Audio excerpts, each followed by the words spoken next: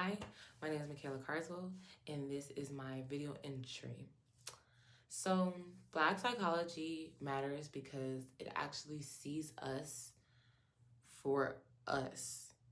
It's rooted in, like, the background from it is rooted in the history of where we as a people have come from, have fought through, have prevailed from.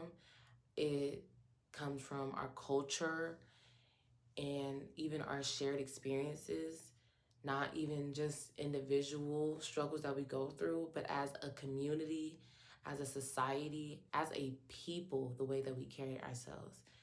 So after watching the PBS conversation, it really hit me how traditional psychology doesn't account for the layers and the many stories and experiences that Black people have gone through, the trauma that Black people have gone through, the generational trauma of that.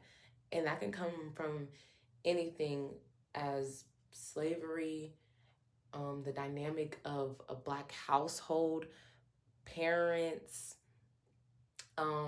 even me being a Black woman, what we go through and how we're treated by with medicine, with I'm drawing a blank, but just the many it's a lot that goes into it. It's not just about the symptoms that we show and that we give off. It's about our day-to-day survival.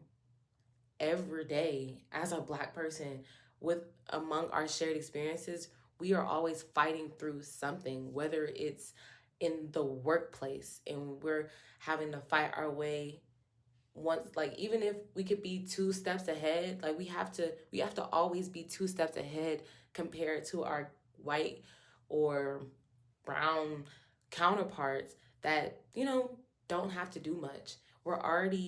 Um we're already a minority as is, and having to go through that in society when it comes to the police, when it comes to even dating, and me being a Black woman personally, um I'm having to navigate that, the stereotypes. Ooh, like Black women are angry and we have such a negative connotation, and we just can't be ourselves. Like, our reactions, the microaggressions that we go through, like, we're constantly having to fight for our place in a system that was never built for us, but was built on our backs. Black psychology brings healing back to the community. It it helps us build and push through the struggles that we're going through personally. It's not even just about fixing us, but it's about understanding the harm and creating a space to process it and grow through it.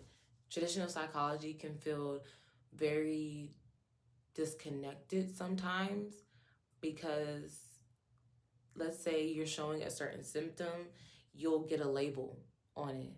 Like, it's never understood, like, let's go deep. Why is that? Why do you feel like that? What is your view from that? Is that anything does that have anything to do with certain stereotypes, certain stipulations from not just what you're going through, but just maybe it's because you are Black. And that's where I believe things like reparative justice comes in, because it brings recognition, accountability, and restoration from what we've experienced or what we lost.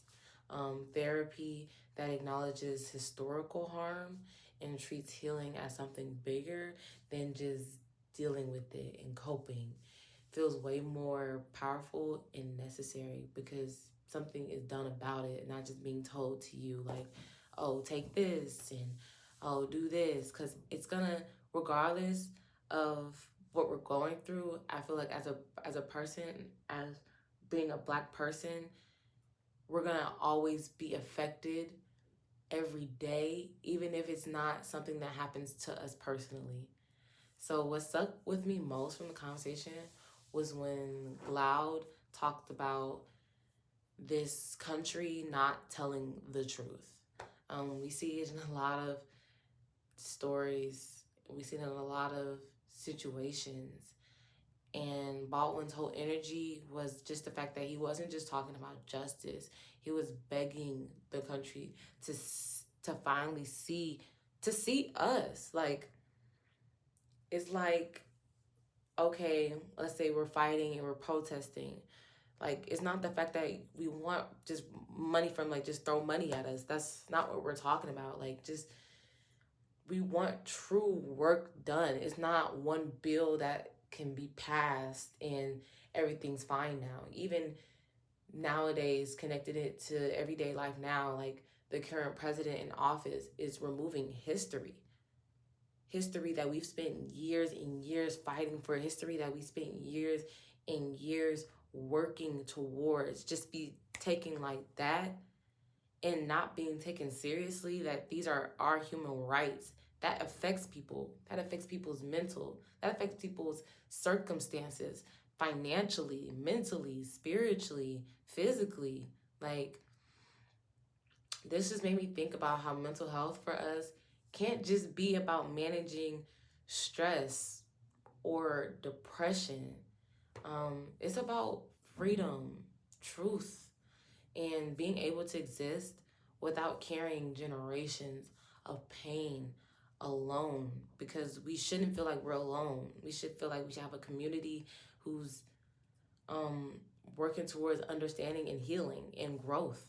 And that's what real healing looks like to me. So, thank you. Bye.